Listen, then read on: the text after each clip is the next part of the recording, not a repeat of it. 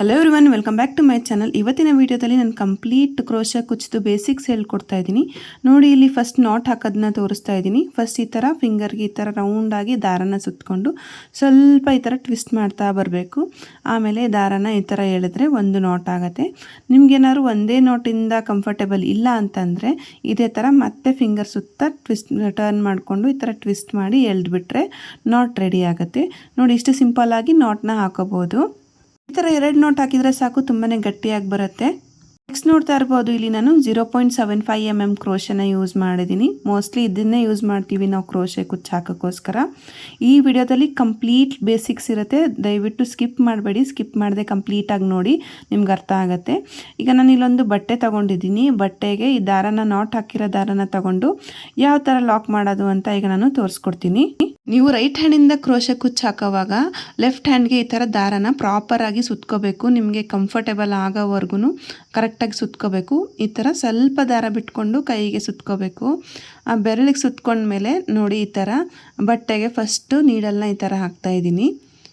ಒಂಚೂರು ತುದಿಗೇ ಹಾಕೋಬೇಕು, ಅತಿ ತುದಿಗೂ ಹಾಕಬಾರ್ದು, ಸ್ವಲ್ಪ ತುದಿಗೆ ಹಾಕಬೇಕಷ್ಟೆ. ಆಮೇಲೆ ಈ ಥರ ದಾರನ ಪುಲ್ ಮಾಡ್ಕೋಬೇಕು. ನೋಡಿ, ಈ ಥರ ನೀಟಾಗಿ ಪುಲ್ ಮಾಡಿಕೊಂಡ್ರೆ ನಾಟಲ್ಲಿ ಕರೆಕ್ಟಾಗಿ ಕೂತ್ಕೊಳ್ಳುತ್ತೆ. ಈಗ ಲಾಕ್ ಮಾಡೋದು ಯಾವ ಥರ ಅಂತ ತೋರಿಸ್ತಾ ಇದ್ದೀನಿ. ನೀಡಲ್ ಮೇಲೆ ಒಂದು ದಾರ ತಗೊಂಡು ಈ ಥರ ಮೊದಲಿಗೆ ಎಕ್ಸಿಸ್ಟಿಂಗ್ ದಾರದಿಂದ ಆಚೆ ತೆಗೆದ್ರೆ ಈ ಥರ ಒಂದು ಲಾಕ್ ರೆಡಿ ಆಗುತ್ತೆ. ಇದಕ್ಕೆ ನಾವು ಯೂಶ್ವಲಿ ಲಾಕ್ ಅಂತ ಕರಿತೀವಿ.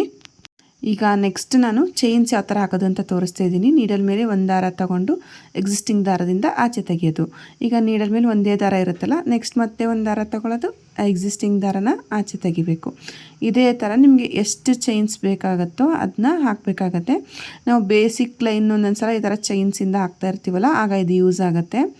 ನೋಡ್ತಾ ಇರ್ಬೋದು, ನಾನಿಲ್ಲಿ ಒಂದು 4 ಮಾತ್ರ ಚೈನ್ ಹಾಕೋತಾ ಇದ್ದೀನಿ. ಚೈನ್ ಎಲ್ಲ ಹಾಕ್ಕೊಳ್ಳೋದಾದ್ಮೇಲೆ ಈಗ ಮತ್ತೆ ಬಟ್ಟೆಗೆ ಲಾಕ್ ಮಾಡ್ಕೊಳ್ಳೋದು ಯಾವ ಥರ ಅಂತ ತೋರಿಸ್ತಾ ಇದ್ದೀನಿ. ನೋಡಿ, ಇಷ್ಟು ಹತ್ರಕ್ಕೂ ಮಾಡಬಾರ್ದು, ಸ್ವಲ್ಪ ದೂರಕ್ಕೆ ಮಾಡಿದರೆ ಬಟ್ಟೆ ಎಲ್ಲ ಶ್ರಿಂಕ್ ಆಗಿಬಿಡುತ್ತೆ. ಸೊ ಪ್ರಾಪರಾಗಿ ಎಷ್ಟು ಡಿಸ್ಟೆನ್ಸ್ಗೆ ಅದು ಬರುತ್ತೋ ಅಲ್ಲಿಗೆ ಈ ಥರ ನೀಡಲ್ನ ಇನ್ಸರ್ಟ್ ಮಾಡಿಕೊಂಡು ಈ ಥರ ಒಂದು ದಾರ ತಗೊಂಡು, ಈಗ ನೀಡಲ್ ಮೇಲೆ 2 ದಾರ ಇರುತ್ತಲ್ಲ, ಮತ್ತೆ ಒಂದು ನೀಡಲ್ ಮೇಲೆ ಒಂದು ದಾರ ತಗೊಂಡು ಆ 2 ದಾರನ ತೆಗ್ದಾಕ್ಬಿಡ್ಬೇಕು. ಸೊ ಈಗ ಇಲ್ಲಿ ಪ್ರಾಪರಾಗಿ ಲಾಕ್ ಆಗಿಬಿಡುತ್ತೆ. ಈಗ ನಾನು ಇನ್ನೊಂದು ಸಲ ಚೈನ್ ಹಾಕೋದು ತೋರಿಸ್ತಾ ಇದ್ದೀನಿ. ನೋಡಿ, ಈ ಥರ ದಾರದ ನೀಡಲ್ ಮೇಲೆ ಒಂದು ದಾರ ತಗೊಂಡು ಎಕ್ಸಿಸ್ಟಿಂಗ್ ದಾರನ ಆಚೆ ತೆಗೆಯೋದು. ಇದೇ ಥರ ನಿಮ್ಗೆ ಎಷ್ಟು ಬೇಕೋ ಅಷ್ಟು ಚೈನ್ಸ್ ಹಾಕ್ಕೊಂಡು ಮತ್ತೆ ಈಗ ಅದು ಕರೆಕ್ಟಾಗಿ ಎಷ್ಟು ಡಿಸ್ಟೆನ್ಸಿಗೆ ಬರುತ್ತೋ ನೋಡಿಕೊಂಡು ಲಾಕ್ ಮಾಡ್ಕೋಬೇಕಾಗತ್ತೆ. ನೋಡಿ, ಈ ಥರ ನೀಡಲ್ನ ಬಟ್ಟೆ ಒಳಗೆ ಇನ್ಸರ್ಟ್ ಮಾಡಿ ಆ ಕಡೆಯಿಂದ ಒಂದು ದಾರ ತಗೊಂಡ್ರೆ ನೀಡಲ್ ಮೇಲೆ 2 ದಾರ ಇರುತ್ತೆ. ಸೊ ಈಗ ಒಂದು ದಾರ ತಗೊಂಡು 2 ಆಚೆ ತೆಗಿಬೇಕು. ನೋಡಿ, ಇದೇ ಥರ ಆಗ್ತಾ ಹೋದರೆ ಚೈನ್ಸ್ ಕಂಪ್ಲೀಟ್ ಆಗುತ್ತೆ.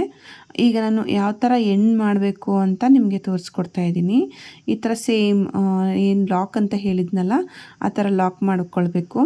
ಈಗ ಒಂದು ದಾರ ತೊಗೊಂಡು 2 ದಾರನೂ ಆಚೆ ತೆಗೆದು ಈಗ ನೆಕ್ಸ್ಟ್ ಒಂದೇ ಚೈನ್ ಹಾಕೋಬೇಕು, ಅಂದರೆ ಪ್ರಾಪರಾಗಿ ಲಾಕ್ ಆಗಲಿ ಅಂತ ಹೇಳಿ.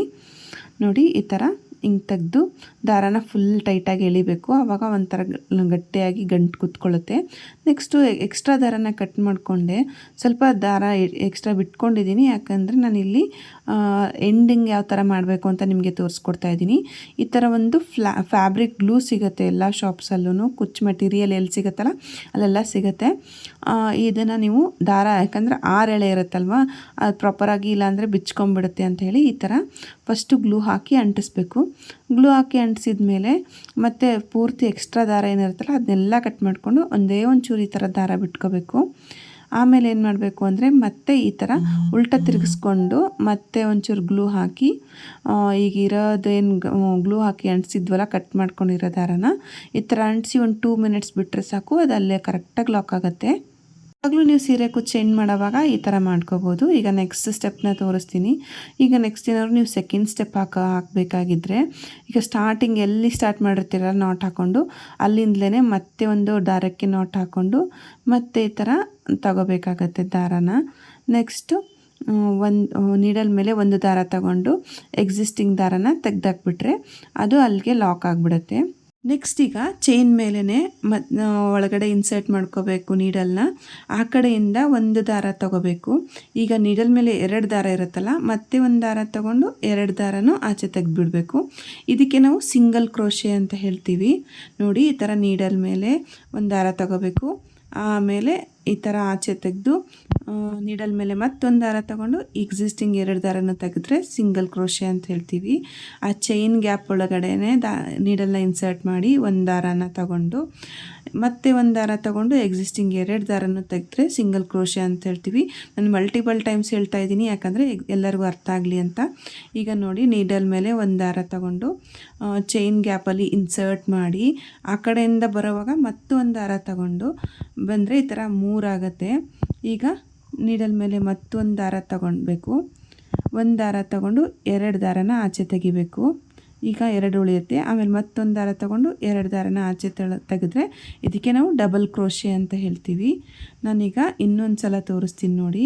ನೀಡಲ್ ಮೇಲೆ ಫಸ್ಟ್ ಒಂದು ಸಲ ದಾರ ತಗೋಬೇಕು, ಚೈನ್ ಗ್ಯಾಪಲ್ಲಿ ಇನ್ಸರ್ಟ್ ಮಾಡಬೇಕು. ಆ ಕಡೆಯಿಂದ ಬರೋವಾಗ ನೀಡಲ್ ಮೇಲೆ ಮತ್ತೊಂದು ದಾರ ತಗೊಂಡ್ರೆ ಈಗ ನೀಡಲ್ ಮೇಲೆ 3 ದಾರ ಆಗುತ್ತೆ. ಈಗ ಮತ್ತೆ ನೀಡಲ್ ಮೇಲೆ ಒಂದು ದಾರ ತಗೊಂಡು 2 ದಾರ ಆಚೆ ತೆಗಿಬೇಕು. ಮತ್ತೆ ನೀಡಲ್ ಮೇಲೆ ಒಂದು ದಾರ ತಗೊಂಡು 2 ದಾರ ಆಚೆ ತೆಗಿಬೇಕು. ನಿಧಾನಕ್ಕೆ ಕಲ್ತ್ಕೊಳ್ಳಿ, ಯಾಕಂದರೆ ಇದು 6 ಎಳೆ ಇರೋದ್ರಿಂದ ಸ್ವಲ್ಪ ಕನ್ಫ್ಯೂಷನ್ ಆಗುತ್ತೆ.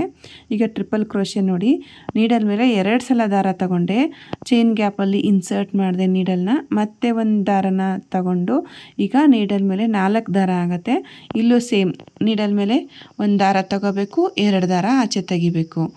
ನೋಡಿ, ಈಗ 2 ದಾರ ಆಚೆ ತೆಗೆದೆ. ಈಗ ನೀಡಲ್ ಮೇಲೆ 3 ದಾರ ಉಳಿತು.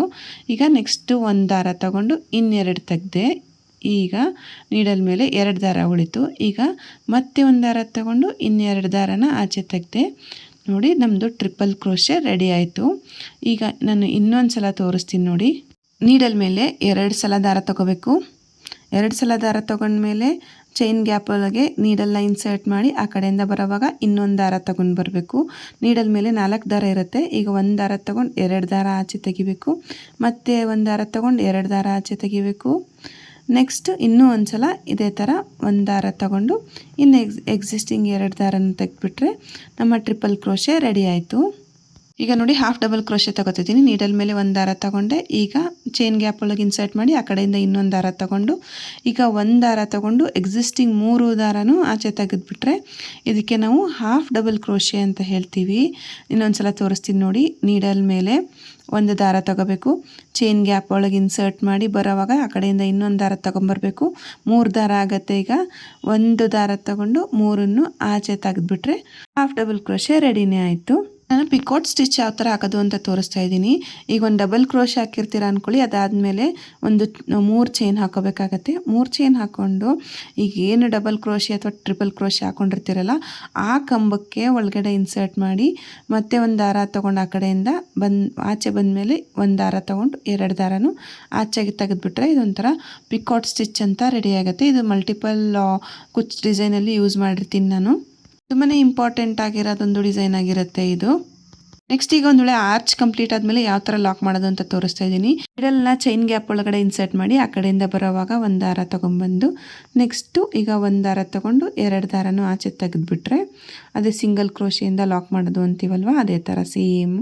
ನೋಡಿ ಎಷ್ಟು ಸಿಂಪಲ್ ಆಗಿದೆ ಅಂತ ಹೇಳಿ. ಅದೇ ಆ ಚೈನ್ ಕ್ಯಾಪ್ಸ್ ಫಿಲ್ ಆಗೋವರೆಗೂ ಈ ಥರ ಸಿಂಗಲ್ ಕ್ರೋಶಸ್ ಹಾಕ್ತಾ ಹೋಗಬೇಕು. ನಾನು ಬರೀ ಇಲ್ಲಿ 4 ಚೈನ್ ಹಾಕಿರೋದ್ರಿಂದ ಒಂದು 2-3 ಹಾಕಿದರೆ ಸಾಕು, ನಂದು ಚೈನ್ ಗ್ಯಾಪ್ ಎಲ್ಲ ಫಿಲ್ ಆಗಿಬಿಡುತ್ತೆ. ಕುಚ್ಚು ಹಾಕೋದೆಲ್ಲ ಕಂಪ್ಲೀಟ್ ಆದಮೇಲೆ ಡಿಸೈನ್ ಯಾವ ಥರ ಏನು ಮಾಡಬೇಕು ಅಂತ ಈಗ ಒಂದು ಸಲ ತೋರಿಸಿದ್ದೆ. ಬಟ್ ಈಗ ಸೆಕೆಂಡ್ ಸ್ಟೆಪ್ ಆದಮೇಲೂ ಯಾವ ಥರ ಮಾಡಬೇಕು ಅಂತ ಈಗ ತೋರಿಸ್ತಾ ಇದ್ದೀನಿ. ಈ ಥರ ದಾರನ ಪುಲ್ ಮಾಡ್ಕೊಂಬಿಟ್ಟು ಎಕ್ಸ್ಟ್ರಾ ದಾರನ ಈ ಥರ ಕಟ್ ಮಾಡ್ಕೋತಾ ಇದ್ದೀನಿ. ಸೇಮ್ ಆಗಲೇ ತೋರಿಸ್ತಿದ್ದಂಗೆ ಇದಕ್ಕೂ ಅಷ್ಟೇ ಗ್ಲೂ ಹಾಕೋಬೇಕಾಗತ್ತೆ. ಫಸ್ಟ್ ಅದಕ್ಕಿಂತ ಮುಂಚೆ ಈ ಥರ 6 ಎಳೆ ಇರೋದ್ರಿಂದ ಒಂದೊಂದು ಸಲ ಒಂದೊಂದು ಎಳೆ ಆಚೆ ಬಂದುಬಿಡುತ್ತೆ. ಸೊ ಪ್ರಾಪರಾಗಿ ಈ ಥರ ಎಳ್ದಿಟ್ಕೋಬೇಕು, ಇಲ್ಲ ಡಿಸೈನ್ ನೀಟಾಗಿ ಕಾಣಿಸಲ್ಲ. ಈ ಥರ ಕರೆಕ್ಟಾಗಿ ಪುಲ್ ಮಾಡಿ ನೆಕ್ಸ್ಟ್ ಈಗ ಗ್ಲೂ ಹಾಕೋತಾ ಇದ್ದೀನಿ. ಸೇಮ್ ಆಗಲೇ ಏನು ಪ್ರೊಸೀಜರ್ ಫಾಲೋ ಮಾಡಿದ್ನಲ್ಲ ಆ ಥರ ಗ್ಲೂ ಹಾಕಿ ಅಂಟಿಸಿ ಎಕ್ಸ್ಟ್ರಾ ದಾರನ ಕಟ್ ಮಾಡಿದರೆ ಆಯಿತು. ಈ ವಿಡಿಯೋ ನಿಮಗೆಲ್ಲ ಇಷ್ಟ ಆಯಿತು ಅನ್ಕೋತೀನಿ. ಇಷ್ಟ ಆಗಿದ್ದರೆ ವಿಡಿಯೋನ ಲೈಕ್ ಮಾಡಿ, ಹೇಗನ್ನಿಸ್ತು ಅಂತ ಕಮೆಂಟ್ ಮಾಡಿ, ಹಾಗೆ ನಿಮ್ಮ ಫ್ರೆಂಡ್ಸ್ ಆ್ಯಂಡ್ ಫ್ಯಾಮಿಲಿ ಜೊತೆ ಶೇರ್ ಮಾಡಿ. ಇನ್ನೂ ನನ್ನ ಚಾನಲ್ನ ಸಬ್ಸ್ಕ್ರೈಬ್ ಮಾಡಿಲ್ಲ ಅಂದರೆ ದಯವಿಟ್ಟು ಸಬ್ಸ್ಕ್ರೈಬ್ ಮಾಡಿ. ಈ ವಿಡಿಯೋ ಅಂತೂ ಕಂಪ್ಲೀಟ್ಲಿ ಬೇಸಿಕ್ಕಾಗಿ ಯಾರು ಕಲಿತಾ ಇರ್ತಾರೋ ಅವ್ರಿಗೋಸ್ಕರ. ವಿಡಿಯೋ ನೋಡಿದ್ದಕ್ಕಾಗಿ ಥ್ಯಾಂಕ್ ಯು.